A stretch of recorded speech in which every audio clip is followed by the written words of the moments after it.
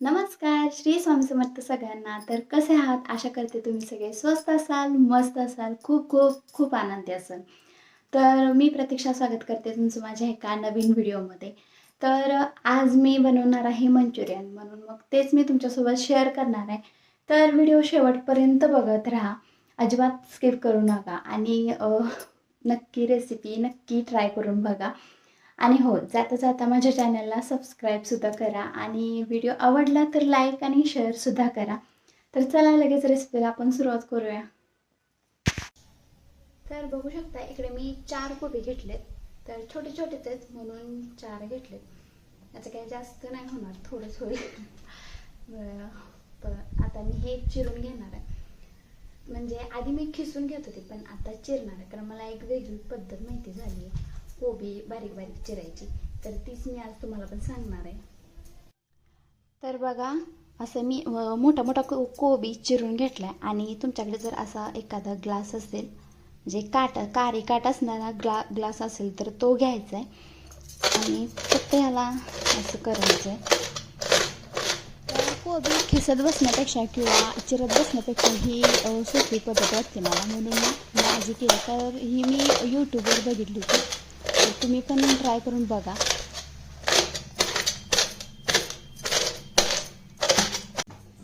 तर आत्ता माझा एवढाच, म्हणजे 2 कोबी चिरून झालेत. म्हणजे अजून पण बारीक बारीक करायचे आणखीन.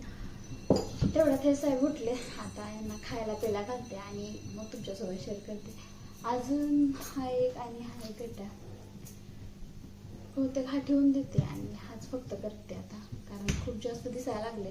अजून यात पीठ घालायचं आहे आपल्याला, त्यामुळे जास्त. आता सगळा कोबी बारीक करून झाला आहे. आता त्यामध्ये मी मीठ टाकून एक 10 ते 15 मिनटासाठी साईडला ठेवून देणार आहे, जेणेकरून कोबी त्यातलं पाणी सोडेल.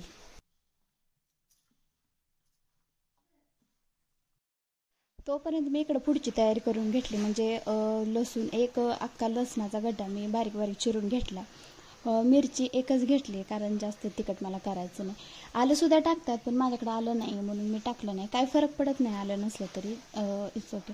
तर इकडे 1 वाटी मैदा, 1 वाटी कॉर्नफ्लॉवर आणि हे सगळे sauce, soya sauce, red chilli sauce, green chilli sauce मी आधी कधी टाकला नाही पण आता टाकणार आहे आज. आणि त्यानंतर आपला टोमॅटो केचप. तर एवढं सगळं साहित्य आपल्याला, म्हणजे सगळ्यात महत्त्वाचं साहित्य एवढं सगळं आहे. बाकी काही नसेल तर चालतं, एवढं काही नाही. त्यानंतर हा कोबी आपल्याला व्यवस्थित पिळून घ्यायचा आहे. तर तुम्ही बघू शकता किती पाणी सुटलं आहे. आणि हे कोबीचं अंगचं पाणी अजिबात मी वरून टाकलेलं वगैरे नाही आहे. तर असं सगळं पाणी त्यातलं पिळून काढायचं आहे बरं का. आणि सगळ्यात महत्त्वाचं पाणी टाकून द्यायचं नाही, कारण जर नंतर समजा आपल्याला गरज पडली तर मळताना आपल्याला हेच पाणी वापरायचं. शक्यतो गरज नाही पडत, पण तरीसुद्धा हे ठेवून द्यायचं, टाकायचं नाही. तर आता मी ते सगळं ह्यामध्ये एक एक करून सगळं मिक्स करून घेणार आहे. तर इथे तुम्हाला हवं त्याप्रमाणे प्रमाण कमी जास्त करू शकता. म्हणजे जेवढा तुम्ही कोबी घेणार आहे त्यानुसार, किंवा मग तुमच्या टेस्टनुसार, तुम्ही जेवढं तिखट खाता किंवा जेवढं तुम्हाला गोड आवडतं त्यानुसार कमी जास्त प्रमाण करायचं आहे. म्हणजे सॉस असेल, मिरची असेल, तर सगळ्याचंच. तर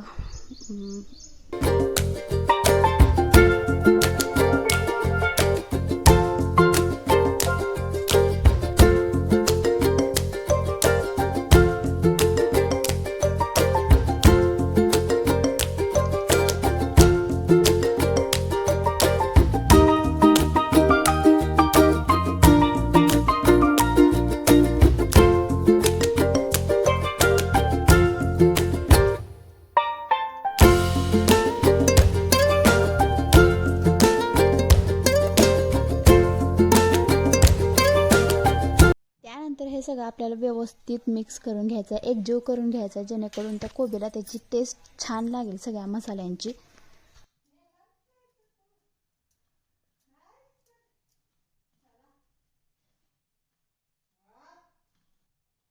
आणि आता आपल्याला यामध्ये मैदा आणि कॉर्नफ्लॉवर मिक्स करायचं आहे. तर आता मी मैदा टाकून घेतला, तो आधी व्यवस्थित मिक्स करायचा आणि त्यानंतर कॉर्नफ्लॉवर घ्यायचा. आणि याचं पण प्रमाण म्हणजे आपण पीठ मळत मळत आपल्या लक्षात येतं, म्हणजे तर त्यानुसार कमी जास्त करायचं आपण, म्हणजे एकदम जास्त पण नाही घ्यायचं, थोडं थोडं पुरत आपण टाकू शकतो. तर बघू शकता अजिबात पाणी न वापरता किती छान गोळा तयार झाला आपला.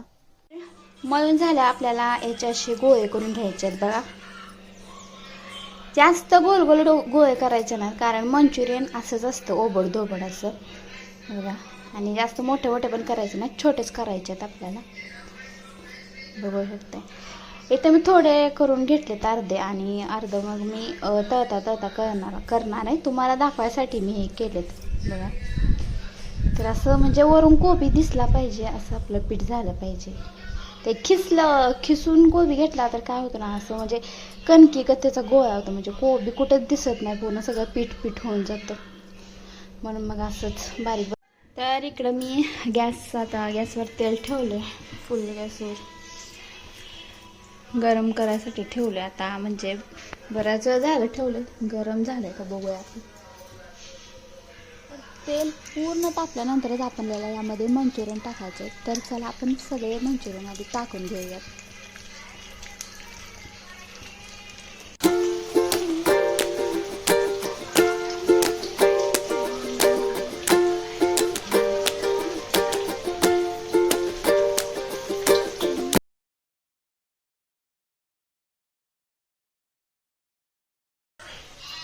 तुम्ही बघा असं भाजलं आपलं मंचुरियन, असं भाजायचं.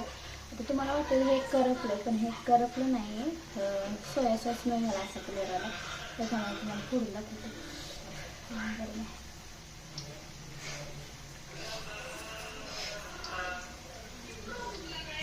बघू शकता आतनं किती मस्त भाजलंय आपलं मंचुरियन. असा कोबी दिसायला पाहिजे तेव्हा आपलं मंचुरियन खाताना मस्त लागतं, म्हणजे दाताखाली कोबी आला तर छान झालं.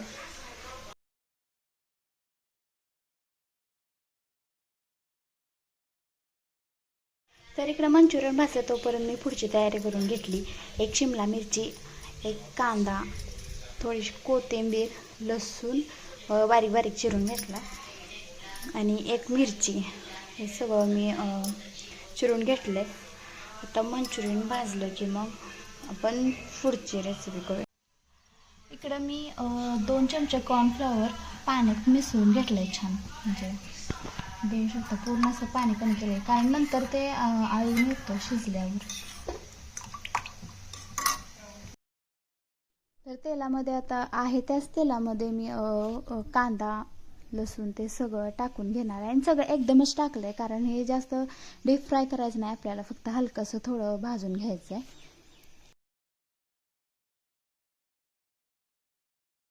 तर आता यामध्ये एक एक करून आपल्याला सगळे सॉसेस टाकायचे. बाकी सगळे सॉस एक एक चमचा टाकायचा, फक्त टोमॅटो केचप थोडंसं जास्त टाकायचं, त्याने टेस्ट छान लागते. आणि आता यामध्ये मिक्स केलेलं कॉर्नफ्लॉवरचं पाणी ओतायचं.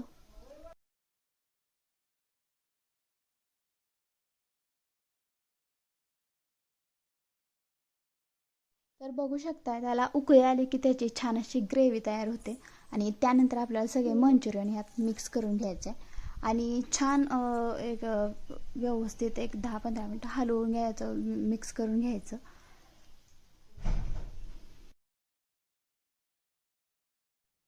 हवं तर यामध्ये थोडंसं पाणी वाढवू शकता तुमच्यानुसार, म्हणजे तुम्हाला जास्त ग्रेव्ही हवी असेल तर पाणी वाढवा, आणि त्यानंतर एक 10-15 मिनटं झाकण ठेवून हे थोडंसं शिजवून घ्या.